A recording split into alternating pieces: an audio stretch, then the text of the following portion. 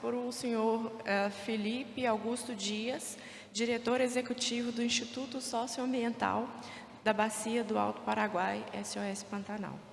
Engenheiro agrônomo pela Universidade Estadual de Maringá, mestre e doutor em ciências, com ênfase em geografia física pela Universidade de São Paulo, tem experiência na área de geociências, com ênfase em geocologia, foi consultor do Programa de Descentralização da Gestão Ambiental de Mato Grosso do Sul e consultor do projeto GEF Pantanal Alto Paraguai, Ana Pinuma OEA.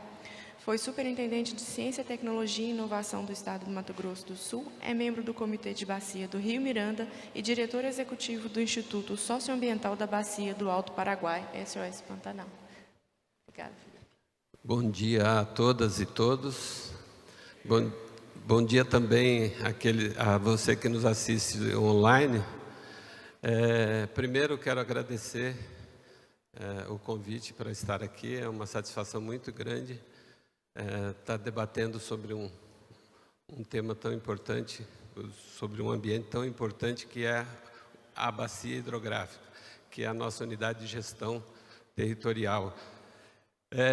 Vou tentando atender a demanda aqui do encontro, o que me foi solicitado. Eu vou tentar falar um pouco das boas práticas, da gestão participativa e do engajamento, conforme a nossa mesa aqui, né?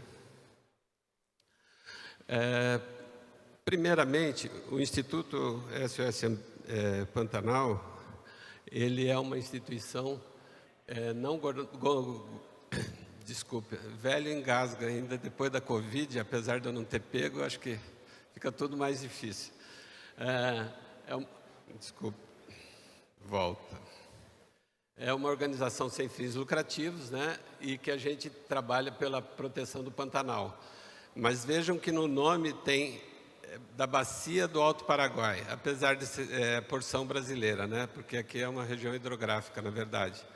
Então, nós trabalhamos o bioma, mas esse bioma, ele é um bioma que é altamente influenciado pelos biomas do entorno, que é Cerrado, Amazônia, uma pequena mancha de Mata Atlântica e o Chaco. Então, equivocadamente, eu não coloquei aqui, mas uma das ODS que seria referente à água. Nós trabalhamos para informar e promover diálogos entre diferentes atores, para que a gente consiga, de fato, ter um Pantanal sustentável, que conserve a diversidade e promova o desenvolvimento desse ambiente de uma forma equilibrada. Desde a nossa, assim, o que nós fazemos, né? Primeira proposta do SOS foi trabalhar com políticas públicas. E, nesse sentido, a gente apoia legislações que possam contribuir para um Pantanal mais sustentável. Então, nós já fizemos eventos onde nós colocamos pela primeira vez 2 governadores para discutir Pantanal de uma forma única, sem divisão geopolítica. Nós trabalhamos para a questão de uma lei própria para o Pantanal, como a Constituição diz que é necessária, e nós acreditamos nisso.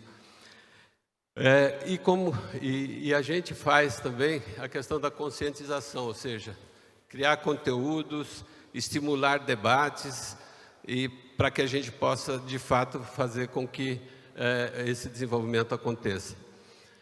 E desde a nossa fundação, o SOS tem como uma preocupação a informação.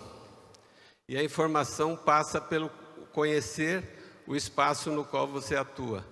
Então, o primeiro produto, da criação do SOS, foi o mapeamento do uso e cobertura do solo, da terra, na bacia do Alto Paraguai. E nesse contexto, a partir daí, a gente acaba avaliando quais as pressões que existem, e com isso a gente pode direcionar nossas ações. E como que a gente faz isso? Como que a gente trabalha esse tipo de desenvolvimento, esse tipo de proteção dentro do Pantanal? A gente vai às comunidades, a gente faz expedições para conhecer, porque nós conhecemos, nós temos conhecimentos científicos, nós temos conhecimentos técnicos, mas nós precisamos saber também o conhecimento das pessoas que estão dentro desse ambiente. Então, nós vamos a esses locais buscar essa informação. Isso aqui é uma reunião na beira do rio Paraguai, na Serra do Amolar, que de barco, de voadeira, que é aquela lancha rápida, a gente leva em torno de 5 a 6 horas para chegar lá. Então, são comunidades que estão... São comunidades que estão relativamente isoladas. Não estão isoladas porque você tem essa... Mas a dificuldade para chegar numa cidade, enfim. Nós também fazemos essa visita, o Pantanal inteiro. Essa ponte aqui é a ponte do Rio Negro, lá onde estão fazendo a novela hoje, essa novela Pantanal, e que fizeram no passado na mesma região. A gente faz essas expedições para a gente... também trabalhamos com crianças, né? Debatendo, mostrando a importância da gestão, enfim. Deixa eu só voltar um pouquinho aqui, para depois entrar naquilo. Então, diante do quadro que se aportou no Pantanal, que desde 2018 o Pantanal vem secando, né? Secando, assim... É um processo de fluxo de altas inundações, baixas inundações, mas nós estamos num período e essa seca está sendo extrema. E aí, nesse contexto, a gente sabe que o Pantanal é moldado por água e fogo. E diante dessa seca, o que aconteceu foi muito incêndio. Em 2021, 30% da área do Pantanal foi queimada. Então, foi uma área muito significativa que a gente não tem notícias de que antes isso possa ter acontecido. E aí, diante disso, diante desse quadro, a sociedade local e a sociedade brasileira, de uma forma geral, nos levou a trabalhar com a questão da prevenção dos incêndios. E mais de 20 mil pessoas físicas, né, pessoas começaram, em consequência dos incêndios que ocorreram, a procurar uma instituição que pudesse apoiar iniciativas que, de fato, ajudassem na prevenção e no combate aos incêndios no Pantanal. E, a partir daí, a gente recebeu muito recurso dessas pessoas e nós fomos, então, ao Pantanal, fizemos uma expedição... onde estava pegando muito fogo era na região de Porto Jofre, na Transpantaneira, lá no Mato Grosso, e nós fomos entender aquelas instituições que trabalhavam com fogo, né, no combate. Porque a gente sabe o seguinte, nós não trabalhamos sozinhos, nós temos que estar sempre em parceria, temos sempre que ter apoio e apoiar aquelas instituições que fazem aquilo que a gente também acredita que seja importante. Então, diante desse quadro, nós fomos, com o recurso que nós recebemos, com a motivação, né, gerada pelos incêndios, nós criamos o que a gente chama de brigadas voluntárias, brigadas rurais voluntárias. Não que nós criássemos as brigadas. Houve uma demanda também da sociedade local, e a gente foi nesses locais, vimos o interesse de fato, e a partir daí nós trabalhamos essa criação. São 24 brigadas que estão distribuídas no Pantanal de uma forma geral, entre Mato Grosso e Mato Grosso do Sul, sendo dessa 14 comunidades e 10 propriedades rurais, que abrange várias outras propriedades no seu entorno, criando brigadas locais para combate a incêndio. Nós, com isso, nós capacitamos. Quando eu falo nós, não é o SOS, mas sim os brigadistas do pré-fogo, que são especialistas no tema, e as corporações de bombeiros, os seus PMs, né? Com isso, nós treinamos 305 brigadistas e monitorando, essa área de brigada são 657 mil hectares protegidos. Criamos um sistema de monitoramento que a cada 12 horas a gente informa por meio de WhatsApp, que é o mais fácil, né? Criamos grupos, cada brigada, e esses grupos são informados se tem algum foco, a que distância está, para ver a necessidade de combate, de fazer o primeiro combate. Mas mais do que isso, eles, ao serem informados, eles já começam a se alertar para ver se aquele foco, porque foco de calor não quer dizer necessariamente que seja um incêndio, mas se aquele foco, de fato, está numa queima controlada ou é algo que pode transformar num grande incêndio. E aí eles vão lá e eles estão preparados também para receber aqueles que sabem trabalhar. Então, recebe, no caso, não do primeiro combate, mas sim, recebe os militares e, a partir deles, os militares comandam esses brigadistas localmente. E para que a gente pudesse ter qualidade no trabalho, nós temos alguns bombeiros da reserva, que são os especialistas que nos dão esse suporte, tanto em campo combatendo, como na preparação. E com isso a gente conseguiu uma diminuição significativa desses focos na área de abrangência. Para ter uma ideia, na área que nós atuamos, nessas áreas em verde aqui, são as áreas que a gente tem brigadas. Nós conseguimos uma redução de 65%, enquanto no total no Pantanal a redução foi de 44% entre 2020 e 2021. E agora nós estamos trabalhando em 2022 para diminuir ainda mais esse percentual. Essas aqui são as áreas nas quais a gente tem as brigadas, concentramos algumas brigadas, né? Tem na Chapada, nós tivemos uma redução no total de 75%. Só que aqui houve um aumento nessa região aqui, ó, Brigadas Aliança 5P. Aliança 5P são proprietários rurais com mais de 400 mil hectares somados, que criaram um corredor ecológico, onde ali eles estão trabalhando produção, turismo, né, produção sustentável, turismo e qualidade social, dentro de um contexto de receberem um selo, uma certificação para os produtos que dali saírem ter um preço melhor fora desse resultado disso.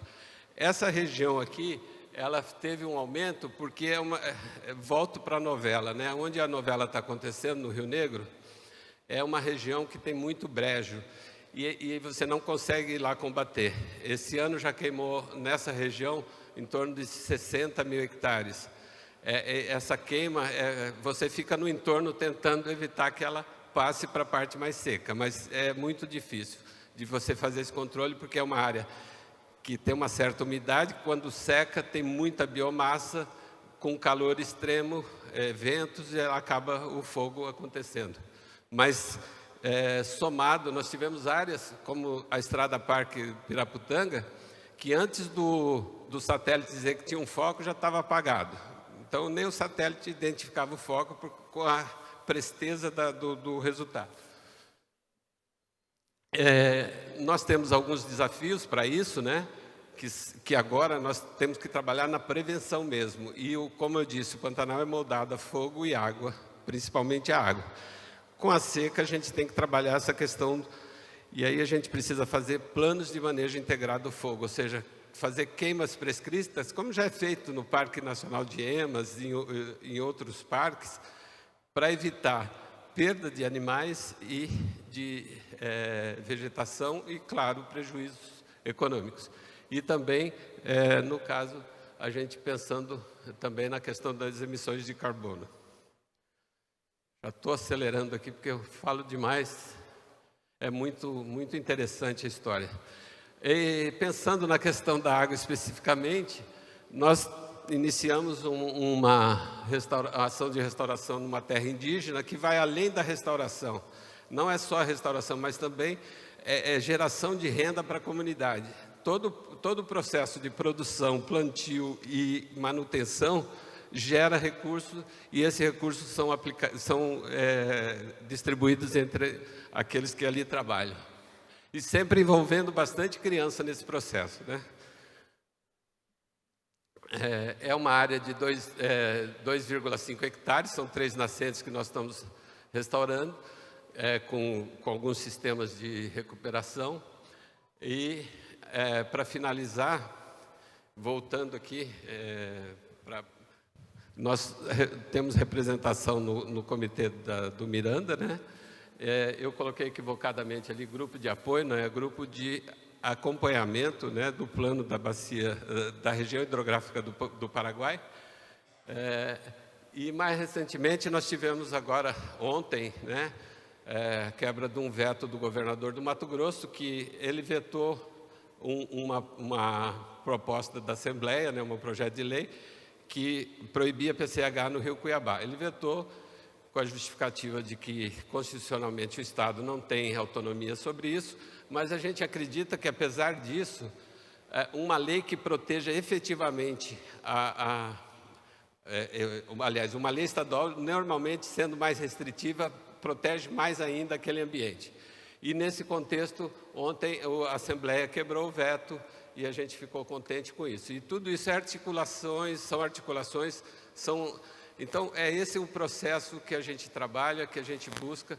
Eu espero que eu tenha sido esclarecedor, né? E só para finalizar, nós estamos participando do Prêmio Empreendedor Social da Folha, nós com o projeto de brigadas. Esse aqui é o site para votar, votem bastante, tá? Que aí a gente está concorrendo esse prêmio, vai ser agora dia 20 a entrega em setembro, tá? E é resultado de todas essas articulações, de todo esse trabalho que a gente vem fazendo ao longo dos anos. O nosso forte está em comunicação, e essa comunicação ela é feita como foi dito aqui, com presença de celebridades. Recentemente levamos, né, 2 atrizes da primeira fase da novela Pantanal. Essa semana que vem estou indo com a Juma antiga lá para o Pantanal, para ver a onça, porque nunca vi onça solta no Pantanal, e a onça, eu brinco com ela, ela vai ficar brava comigo. A onça vai ver a onça, tá? Então é isso.